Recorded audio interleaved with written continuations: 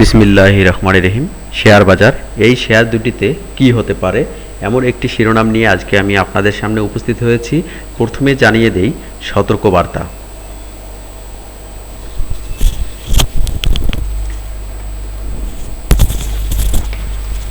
এই চ্যানেলের মাধ্যমে কাউকে শেয়ার বাই অথবা সেল করতে উৎসাহী করে না। সাবস্ক্রাইব করে আমার চ্যানেলটির সাথে থাকবেন। আশা করি শেয়ার বাজার সম্পর্কে নিত্য নতুন আপডেট ইনফরমেশন পাবেন। আপনারা জানেন শেয়ার বাজারের বর্তমান ভোলাটাইল যে শেয়ার বাজারের একটি অবস্থা, এবং এটিও বলতে চাই শেয়ার বাজারে কিন্তু বর্তমানে শেয়ার কালেকশন হচ্ছে, অর্থাৎ কম দামে শেয়ার কালেকশন হচ্ছে। এটি আমার মনে হয় যে বড় সুযোগ হবে বিনিয়োগকারীদের জন্য, যারা কম দামে শেয়ার পারচেস করতে পারবেন। আমার কাছে মনে হয় যে শেয়ারের দর যেহেতু উঠানামার মধ্য দিয়েই চলছে, এবং মোটামুটি একটি সাপোর্ট লাইনেই রয়েছে শেয়ার বাজারে বলা যায়, অর্থাৎ 5,734.97 পয়েন্টে ইন্ডেক্স বর্তমান আছে, অর্থাৎ 5,500তেই কিন্তু ভালো একটি সাপোর্ট লাইনও রয়েছে শেয়ার বাজারের ডিএসইএক্স ইন্ডেক্সে। আজকে আপনারা জানেন সারাদিনে মার্কেট কিন্তু আপট্রেন্ডেই ছিল, 34-35 পয়েন্টের মতো ইন্ডেক্স বেড়েছিল। সেখান থেকে কিন্তু মাসের শেষের দিক যেহেতু, এবং শেয়ারের সেল প্রেশারের কারণে মার্কেটের প্রাইস দর কিন্তু শেষের দিকে হারিয়েছে, এবং ইন্ডেক্স কিন্তু নেগেটিভই শেষের দিকে হয়েছে, অর্থাৎ খুব বেশি নেগেটিভ হয়নি। 0.30 পয়েন্ট ইন্ডেক্স হারিয়েছে আজকে শেয়ার বাজারের ডিএসইএক্স ইন্ডেক্স।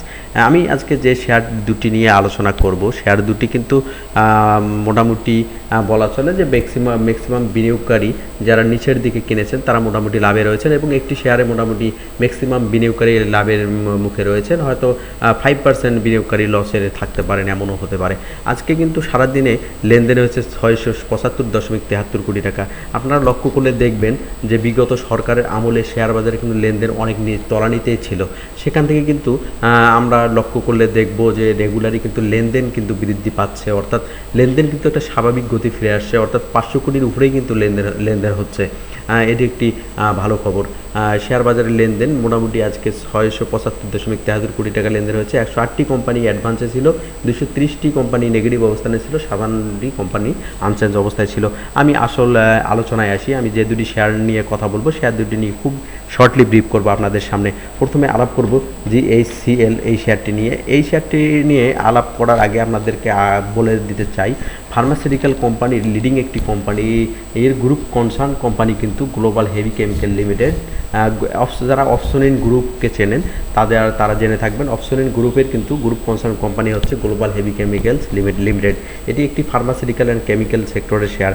আপনারা টেকনিক্যাল কার্ভ লক্ষ্য করলে দেখবেন যে এই শেয়ারটা কিন্তু অনেক তলানিতে নেমেছিল, অর্থাৎ 20 টাকাতেও নেমেছিল। 20 টাকা থেকে কিন্তু ভালো একটি আপট্রেন্ড ক্রিয়েট করে, এবং সেখান থেকে কিন্তু 53 টাকার মতো, 52 টাকা প্লাস, অর্থাৎ 53 টাকার কাছাকাছি যায়। সেখান থেকে কিন্তু ডাউন ট্রেনে আবার আসে শেয়ারটি। ডাউন ট্রেন থেকে কিন্তু এসে শেয়ারটি অর্থাৎ প্রায় 25 টাকা 60 পয়সা পর্যন্ত নামে। সেখান থেকে কিন্তু আবার আপ ট্রেনে যায়, এবং 31 টাকা 60 পয়সাতে বর্তমান এই শেয়ারটি অবস্থান করছে। এই শেয়ারটির টোটাল শেয়ার হচ্ছে 7,20,00,000 শেয়ার, আর যার লক্ষ্য করলে দেখবেন পাবলিক শেয়ার রয়েছে 1,43,00,000, ইনস্টিটিউটে রয়েছে 83,00,000 শেয়ার, ডিরেক্টররা হোল্ড করছে প্রায় 5 কোটির মতো শেয়ার। এই শেয়ারটি আপনারা চাইলে লক্ষ্য রাখতে পারেন। এই শেয়ারটি সম্পর্কে আপনাদের মতামত আমাকে জানাতে পারেন। এরপরে আমি আরেকটি শেয়ার নিয়ে কথা বলবো, যে শেয়ারটি নিয়ে আমি অনেক আলোচনা করেছি আমার চ্যানেলে। শেয়ারটি হচ্ছে বিস হাসারি। এই শেয়ারটি কিন্তু ফুড অ্যান্ড অ্যালাইড সেক্টরের একটি শেয়ার। এই শেয়ারটিতে ম্যাক্সিমাম বিনিয়োগকারী যারা যখন সার্কিট ফ্লোর প্রাইস ছিল, ফ্লোর প্রাইজের টাইমে কিন্তু এই শেয়ারটি 31 টাকা 32 টাকাতে গেছে, সেখান থেকে কিন্তু 91 টাকা 80 পয়সাতে অবস্থান করছে বর্তমান।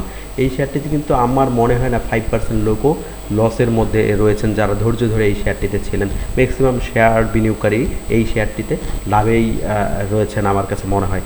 এই শেয়ারটির টোটাল শেয়ার হচ্ছে 4,14,00,000 শেয়ার অনলি, এবং আরেকটি দিক লক্ষ্য করলে দেখবেন যে ইপিএস কিন্তু ধারাবাহিকভাবে ভালো দিচ্ছে, এবং 2023 সালে ক্যাশ ডিভিডেন্ড দিয়েছে 2%। যার পাবলিক শেয়ার রয়েছে 2,05,00,000, ইনস্টিটিউটে রয়েছে 64 লাখ শেয়ার, ডিরেক্টরদের হাতে রয়েছে 1,45,00,000 শেয়ার। তো বিনিয়োগকারী ভাই ও বোনেরা, এই শেয়ার দুটি সম্পর্কে আপনারা আপনাদের অভিমতও জানাবেন। এই শেয়ার দুটিতে কি হতে পারে, সামনে কোন দিকে যেতে পারে এই শেয়ার দুটি, এটি একটি আলোচনার বিষয়। এবং আমার কাছে মনে হয় যে শেয়ার দুটিতে যারা বিনিয়োগ করেছিলেন তারা মোটামুটি স্বস্তিতে রয়েছেন। তো বিনিয়োগকারী ভাই ও বোনেরা, শেয়ার বাজার একটি ঝুঁকিপূর্ণ মাধ্যম। সো এখানে যেমন লাভের সম্ভাবনা রয়েছে তেমনি ঝুঁকিও রয়েছে। সো কারো কথা শুনে ইনভেস্ট করবেন না, নিজের ইচ্ছা মতো নিজের বুদ্ধি মতো বিনিয়োগ করবেন। শেয়ার বাজার ভালো হোক এই আশাবাদ ব্যক্ত করে আজকের মতো বিদায় নিচ্ছি। আল্লাহ হাফেজ।